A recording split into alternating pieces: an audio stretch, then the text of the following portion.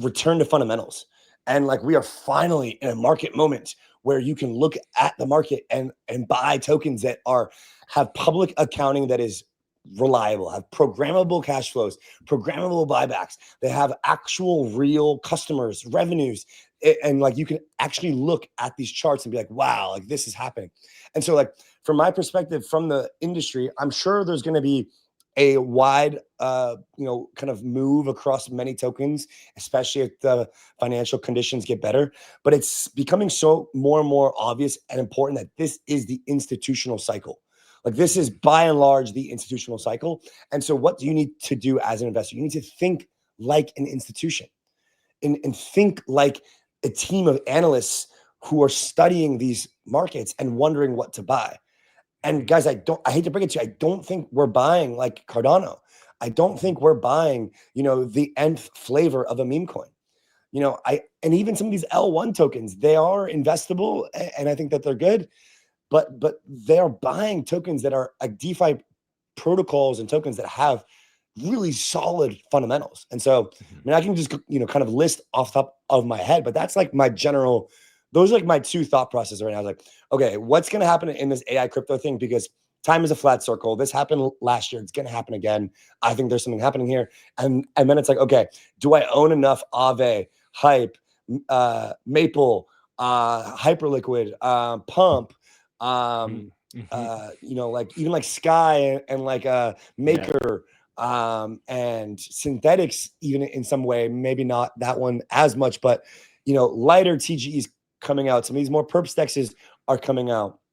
You can just look at these like revenues on simple platforms, and I just feel so comfy holding these types of tokens, knowing it's an institutional cycle. So I would say like my biggest takeaway right now is think like an institution. Like how are institutions going to look at this market? How are they going to allocate? What are they going to buy?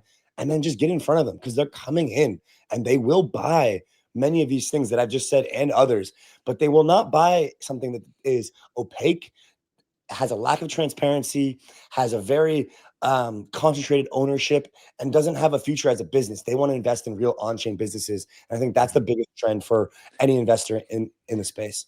And as you said, they want to invest in things that fit into their model of the world and their model of finance and their model of the industries that they're investing in. And the models that they work off of are not crypto speculative models of hype and sentiment. They work off models of revenue and real cash flow and real users. And that I speak all the time to fund managers who are always telling me like, yeah, like you think I can go model, Bonk or like Dogecoin or something like that? No, but I can model all the ones that you listed off as a much better investable asset for them, right? It doesn't mean that they won't necessarily go down the risk curve and invest in some of these other things. So it's interesting. What I'm hearing, and I actually kind of am putting this together in my own mind right now, is like the fundamental narrative is something we've been talking a lot about, and I think that is everything's risky, and this is not financial advice, but that feels like the lower risk opportunity, not as low risk as Bitcoin, but like within the crypto space, that it feels like the lower risk, high opportunity right now in this for the rest of this cycle. The AI crypto stuff, though, kind of still feels very speculative to me. It still gives me like NFTs, meme coins, early experimentation. So maybe like, are you sort of saying like the AI crypto stuff is that's the bubble that we're going to see? Like that's what's really going to rip, and there will be some outsized returns there just because AI hype is such big hype right now. Is that kind of the way you're looking at it? Yeah, I mean, I see it as a Q4 play more than a let me hold these assets for 5 years play. The ones that I mentioned on in the latter section, the Aaves, the Hypes, the et ceteras, these are more of the I want to hold this asset for as long as I can, because I think basically what we're having right now is we're forming like the Mag 7 of crypto. Like we're forming the actual assets that will be like there's going to be a strong move from let's say assets in the 25 to 200 market cap range, and there's going to be like 5 or 10 of them that go into the top 20. And it's happening. It's happened every cycle. There's a reshuffling of like the top 15 assets, and I think that's basically what we're getting. And I just don't see any other reality where it's not these assets that are actually generating real cash flows, returning that value back to the token holders in some form or another, and doing it in a programmatic, verifiable, open manner. So yes, AI crypto, I think virtuals, I think some of these newer token launches are going to have a good Q4. And but short short don't, term, there's a yeah, short term, pay attention, because I agree, like get in, get out. these guys Yeah. could drop fast, right? If Nvidia's they have ripping, like Nvidia's at $210. Like AI's hot. It's the hottest it's been. Get in, buy a Christmas gift, get out, type of thing. So let's talk about 2026. What's Yeah. your, and the 4-year cycle? What's your thesis? It's dead. It's dead. It's completely cooked.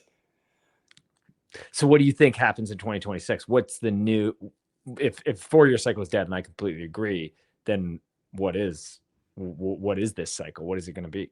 Should I just grab my crystal ball over here and just please give it a spin? Yeah. Give it a little witch's dust on top, and So, I think what we're gonna get is just a bit more compressed market structures here. So we may get a bear market in 2026 that sucks, that's rough, but I just don't think it's gonna last 2 years. I think we could have a 6 to 9 month bear period in 2026 where your listeners would not want to be holding altcoins through that. You would not want to be, you'd want to be taking at least some sort of like, market risk off a bit, at least taking some profits. That is not a given though. But I think like that is my general direction here is like, if you look at Bitcoin and look at ETH and some of these other majors, I think you get these shorter periods of booms and busts versus these longer drawn out periods of booms and busts. And so generally what I think Bitcoin has earned its like up into the right status now. It's hard to say otherwise. I'm sure it's going to have if we go to 180K or something by, January, okay, like that we're getting pretty hot here, right? We're even 150. And so, I think 2026 is going to be, again, the institutional led market. So if we do get a downturn, it will be institutions buying the assets that they want at discounts. If we don't, it'll just be institutions continuing to buy. So my general outlook for 2026 is it's been a long 2.5 years or so from the last bear market lows. It's, portfolio has been absolutely on a tear since. It's been a hard cycle, not as, I'm sure a lot of people have not performed as well as they wanted. But my general frame of mind is like later this year into next year is a general time for profit taking, but it's not a general time to be like bearish and to be calling for a huge bear market. So look, I'm excited for 2026. I think it's going to be a year of both bull and bear periods. But it's I cannot say that we are going to have these long drawn out bear markets anymore. Just don't think it's going to happen. Yeah, that's an interesting take. Why do people invest in real estate? Because it spits off cash flow. But I'm not here to manage rental properties. That's why I'm looking at Figure Markets. Their new democratized prime product backs your money with real cash flowing assets and returns up to 9% APY. It's the first real world asset borrow lend pool built for everyone, not just institutions. Ready to lend like a bank and get more than the 5% Aave is offering you? Download the Figure Markets app today and get 9% on your idle funds. Go to milkroad.com/Figure Markets. Would you, and obviously it depends on where we end the year, but kind of what I'm hearing is you don't want to be holding assuming Bitcoin gets to where we think it's going to get. Let's assume it gets to 150 plus by the end of the year. You're not holding altcoins going into 2026. It's kind of what I'm hearing. I think altcoins will have an insane run if we do that into 2026. I would not want to be holding altcoins post that if Bitcoin has topped. Nobody would want to. And when I say top, I just mean like the thing could go from 150 to 90 and it would be fine. We would be totally in a great spot still. But man, you would not want to be holding even ETH. You wouldn't want to be holding Sol. You just wouldn't. And so it depends on your outlook and kind of like what your trading philosophy is. But I hold a lot of my portfolio concentrated in bags that I think are, kind of like things that I want to hold over the long term. But I do trim them, and I think you'd be remiss, to not do the same. Yeah, it's 2026. We'll see how we finish this year, but it is It's just very interesting because there is no consensus, right? nope. Like, you, similar to me, interview people every day, Yep. and I have yet to find consensus. Yep. Like, there is those who still believe in the 4-year cycle, and like, I agree. I also think it's cooked, but we both can readily admit it is too early to definitively say that, It right? Like, is. it is, yes, it is not following typical patterns of where the 4-year cycle would typically go as of right now, but you and I could both be wrong. If Bitcoin peaks in the next month, then 4-year cycle is still on. It seems unlikely, but 100%. possible. But then there's all these other the views that I'm trying to understand is like, what happens in 2026, and like, just with the macro setup, like, everybody is so bullish on the macro setup, I know. and we haven't really seen that play out into a risk on environment for an extended period because tariffs just like nuked us so many Yep. times this year. So it just feels like, there's that whole side that, like, okay, if this Goldilocks macro setup goes the way we all think it's going to go, which is what everybody keeps saying, then 2026 could be another continued bull run. But it also feels crazy that this could continue for another year. And then I agree with you. Like, we're going to see pullbacks. How big are those pullbacks? And then I have some people coming on the show saying they're like, nah, we ripped through 2027. And I'm like, wow, really? You think so? Like, I maybe love it. I honestly love it.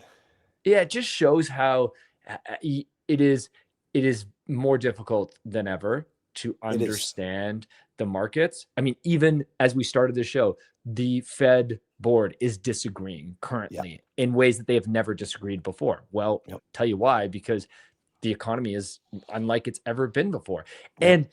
And that doesn't even bring into play what AI is going to do to the economy in the next few years, which, like, let's be real, none of us actually really can predict that and understand Nope. that, let alone the Fed, which I think is really underestimating that. So yeah, man, you gotta stay tuned in for sure. And I mean, that's kind of like the ahead. beauty of markets, right? It's like when you lack a consensus view, it creates a market. It's the beautiful thing about it. Yeah. Look, I think we have to be bullish, but I'm just saying, if things get really fun in the next 2-3 months, which I think is going to happen, just be cautious. Just be cautiously bullish, because all it takes is Nvidia to have a rough year somehow, or a rough quarter, and the whole global economy is like, whoa, what's happening? So, things are shaky, but they also feel steady in a weird way. It's like, I feel safe holding Bitcoin. Like, Bitcoin to 1 million feels safer than it ever has, which is how assets work. It feels safe when it goes up, and that's actually like the most risky point. But it feels like it's written. Like, I don't know. I think like the conflicting views here, Jay, come from the lack of knowledge of how all the futuristic things, from AI, from robotics, from macro to Trump to tariffs, all these happening, while at the same time our asset class being accepted by the largest institutions in the world and being promoted by the largest institutions in the world.